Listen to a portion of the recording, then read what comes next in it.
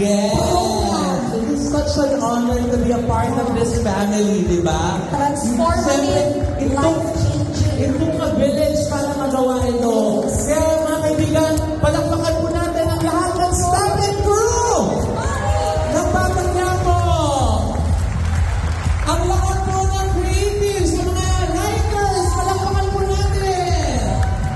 Ang ating po mga directors, palakpakan po natin. Ang ating po mga actors, lahat ng artista ng Batang Quiapo. At palakpakan po natin ang nag-iisang primetime king, Coco Martin!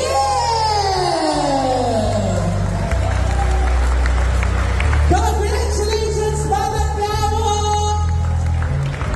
Grabe! Isa na namang hindi malilimutan ng programa, isa na namang hindi malilimutan ng ending ng isang teleserye. Diba?